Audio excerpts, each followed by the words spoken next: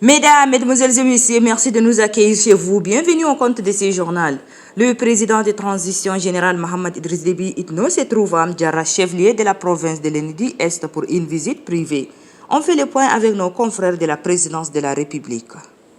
C'est la première visite de haute importance qu'enregistre ce jour l'aéroport international Maréchal Idriss Déby Itno d'Amdjaras depuis son inauguration il y a 3 mois. L'arrivée du chef de l'État a donné lieu à une grande mobilisation.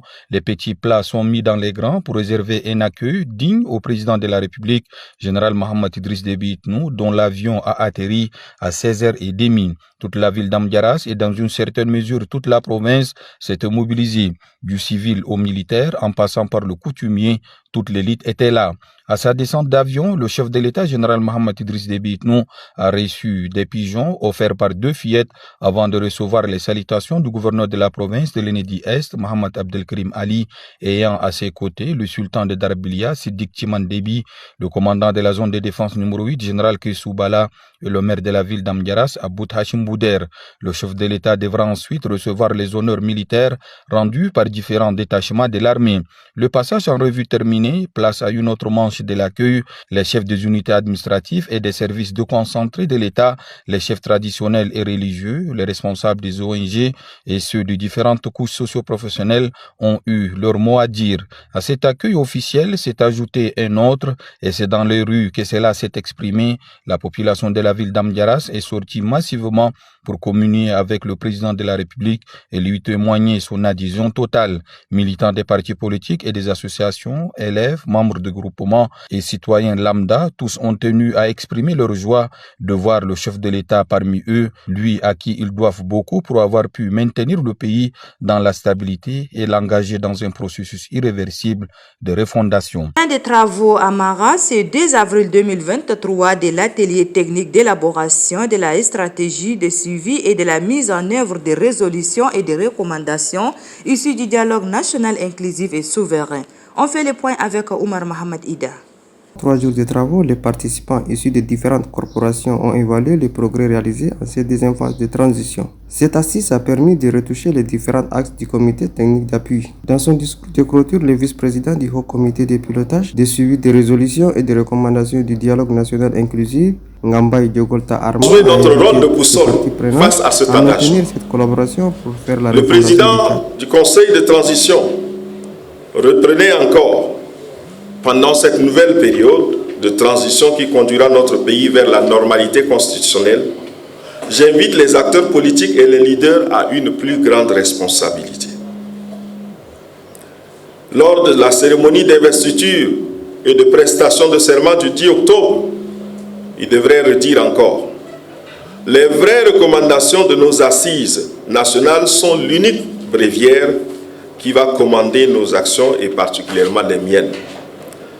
Dicter toute ma conduite et focaliser toute mon attention durant la transition. Comme je le notais, un serment est plus fort que tout. À cet égard, je veillerai personnellement nuit et jour à la mise en œuvre des cahiers de charges. Servons donc à cette cause avec synergie, avec responsabilité et dans la complémentarité. Sortons de cet atelier avec une perspective de vue claire. Nous ne sommes qu'une seule équipe. Ce qui caractérise toute une équipe, c'est un résultat extraordinaire. Depuis hier, nous avons ensemble réussi à enclencher une dynamique d'un résultat extraordinaire. Maintenons cela, s'il vous plaît. Mesdames, Messieurs, en présentant en novembre 2022 la déclaration de politique générale du gouvernement, le président du Haut Comité de pilotage aujourd'hui s'est engagé en disant: pour plus d'efficacité, un comité de suivi et évaluation sera mis en place pour que toutes les délibérations issues du DENIS soient mises en œuvre de façon réaliste, sincère et conforme au consensus dégagé. Il faut noter qu'un plan de suivi et évaluation des recommandations du dialogue national inclusif a été élaboré. FIDA, en partenariat avec le ministère de la Perspective économique et des partenariats internationaux, organise un atelier de revue à mi-parcours du programme d'adoption stratégique pour le pays 2020-2023. C'est 3 avril 2023 à l'Hôtel de l'Amitié. Retrouvons une fois de plus Oumar Mohamed Ida pour les détails.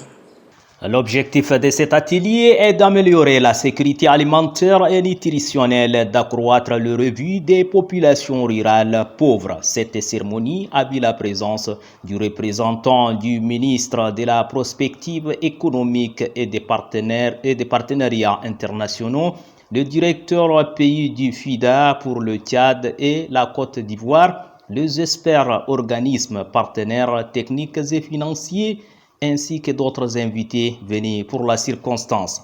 Lançant officiellement les travaux de cet atelier de revue à mi-parcours du programme d'options stratégiques pour les pays 2020-2025.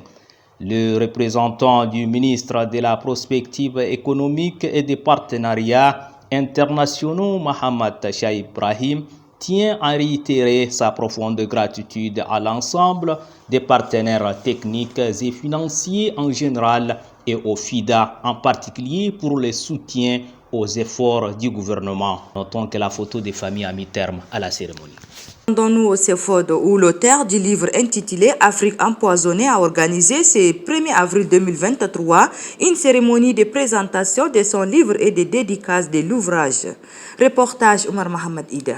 C'est avec la lecture de la première page du livre que la cérémonie de présentation du livre intitulé Afrique empoisonnée a commencé et a vu la présence du représentant du président de la République, du ministre de la Justice et garde des Sceaux, des ex-membres du gouvernement, ainsi que d'auteurs du livre et d'autres invités venus pour la circonstance.